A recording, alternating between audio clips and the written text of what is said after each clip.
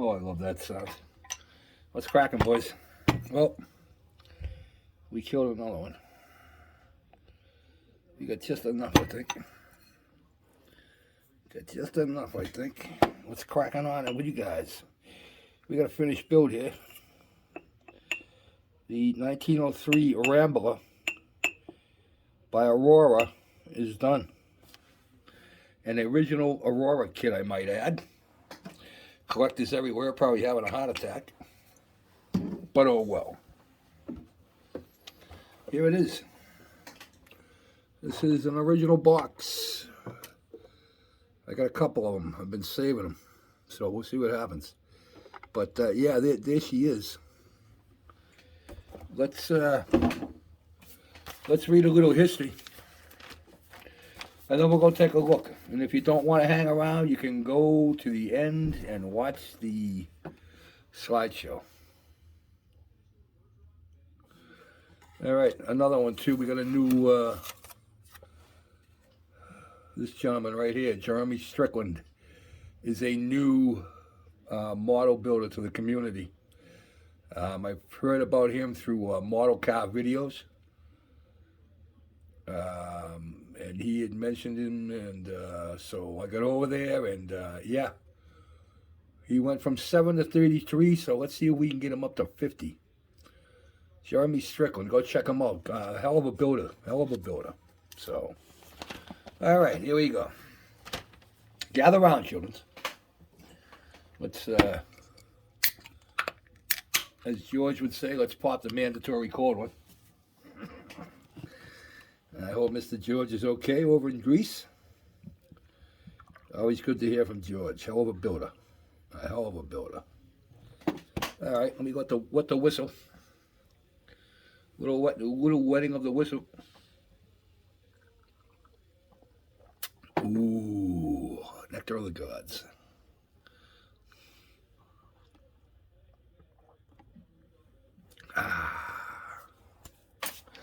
All right, fellas, here we go.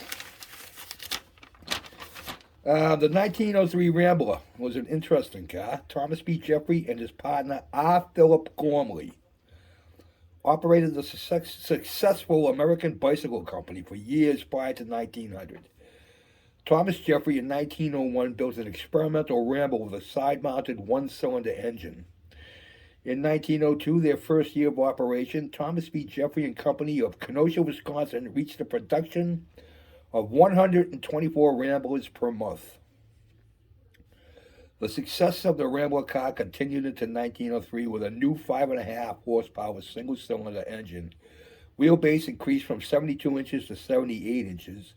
New 28-inch wood artillery wheels with 3-inch pneumatic tires instead of the wire suspension wheels. Direct rear wheel braking was obtained with the brake drums fastened on the rear hubs. Promotion advertising in 1903 reasoned that since a one-cylinder engine had half the number of parts as a two-cylinder engine, the one-cylinder engine could have only half the trouble. A 1903 Rambler touring car sold at a factory for $750. Similar to the 1902, the engine was located under the seat. The Rambler had full elliptical springs, planetary transmission, spoked wheels, rear driven by chain and sprocket, and a large flywheel. A storage compartment was under the front hood, and a small, I'm going to butcher this, a small dos-a-dos seat in the back, French for back to back, was the detachable extra accessory and probably the forefather of the rumble seat. The Rambler continued through the years, adding improvements such as direct drive, change transmission, and a fully inflated spare wheel in 1911, which was called the fifth wheel, which could be substituted, they said, for a flat on any of the four wheels simply by removing 6 hub nuts. A 1910 Rambler luxury car had a closed compartment for passengers, while a 1909 four-cylinder Rambler Roadster set a new record of 10 hours and 32 minutes for the 330 Los Angeles to San Diego run without a single repair, winning the Chancellor Lion Challenge Cup. A 1912 Rambler touring sedan made a successful 320-mile trip from Chicago to Toledo and was immediately called the cross-country model. Thomas B. Jeffrey and Company had produced automobiles under the name of Rambler for many years since the experimental side engine model at the beginning of the century. The name Rambler was succeeded by the name Jeffrey. A 1950 Jeffrey sedan had a completely closed body with only a single entry door to the driver. In 1916, the Thomas B. Jeffrey Company of Kenosha, Wisconsin was purchased by Charles W. Nash, former president of General Motors, and by 1918, the first Nash touring car with a six-cylinder overhead valve engine was placed on the market. Nash Motors continued through the 20s, 30s, 40s, 50s, and into the 60s. Remember the old catchphrase of the Roaring Twenties: Nashes to Nashes, Stuts to Stuts. The name Rambler reappeared some 50 years after the first Thomas B. Jeffrey and Company Rambler. Well, as a matter of fact, my dad had a Nash Rambler. When the compact Nash Rambler was received with enthusiasm by the American public. The Rambler name continues today as an American motorsport product and seems to be here to stay. Oh, if they only knew. Yeah, the plastic itself said 1962 on it, but we got a 1963 here, so I don't know if that's when it was put out. But, yeah, all original, fellas, so let's go take a look. Hang on. All right, here we go.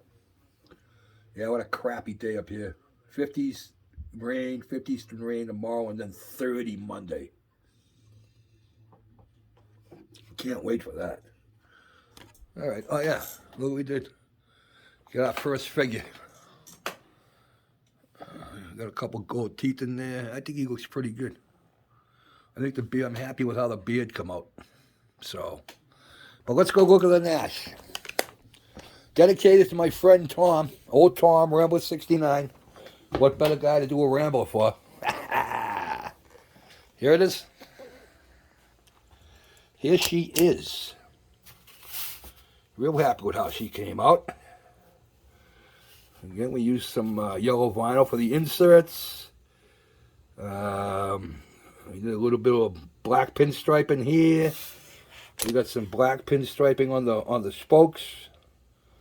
That was all done with pinstripe tape. Yeah, real happy with how she's looking, man. And then we got her all registered. She's all registered to go. Old Tom, 69. Yeah, it's to you, buddy. It's to you, my friend. Tom's a good guy. Tom is a good dude. Yeah, right out of the box, practically. We used some of my stuff there for the floorboard, but basically right out of the box, guys. Didn't do a whole lot to this. That's how the color came in. I didn't touch it. Didn't touch the black. All the black was left the same. Just, add a little things, few things here and there. Don't want to break anything. There's underneath. Put a piece of copper tubing in for the exhaust pipe. But all in all, very happy with how she looks. This is the last in this series. So all 6 have been built. She'll go upstairs with the other 5, and maybe one of these days I'll do not an unboxing, but we'll show all of them together. I think that'd be pretty cool. There's our first rumble seat. Yeah, so real happy how that came out. Very cool. So, yeah, there it is. Like I said, I'll be leaving pictures at the end. So, yeah, very, very cool how she came out. Did our pins, but with some little brass. Not a whole lot to it, Wouldn't mind taking it out for a blast, though, huh? Must have been pretty cool. So, but there it is, guys. There it is. Next up is going to be, well, we got the eggplane build and the big rig build coming, but those I'm not going to start anything new. I'm not starting anything new until the 1st of the April. I'm going to be working on the Constitution, I think, for the next, until April 1st.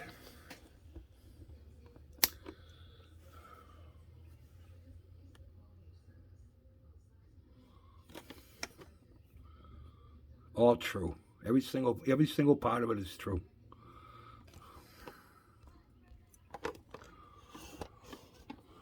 Yeah, we've had some pretty cool wildlife here the last couple of days. Some ducks that even Mrs. Mack didn't know what they were, and she knows every bird in the Northeast.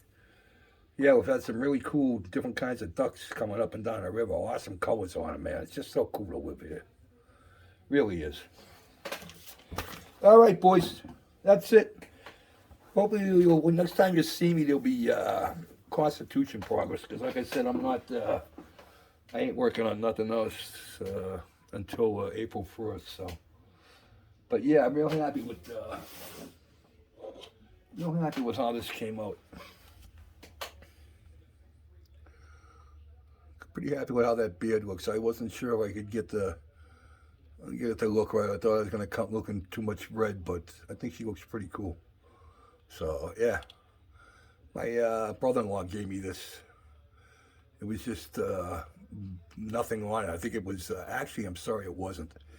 It was painted black, and this stripe here, the white stripe was there, but it was painted like a different color. I forget what color. So I'm like, nah, that ain't gonna stay like that. So yeah, pretty cool. Pretty cool. I'm happy with how she looks. Maybe we could do another one. And as far as shop cards, I know I should have mentioned this at the beginning, but I could probably mention it again later. I got to make new shop cards. The one that I had that I thought, I don't know, I screwed up for some reason. I wrote in a name and address on the back of it, so I obviously can't send that out. But I got to make new ones. That's the last one. And I had a bunch of guys get a hold of me. So next month, guys, I got to sit down and make a new one. So yeah, it'll be next month by the time I get those. But everybody who contacted me and everybody else, I have numbers and names. Everybody's going to be getting a new one because it's going to be different. So here's to you, boys. All right, I'll shut up. Don't forget, slideshow at the end. So go check it out. Peace out.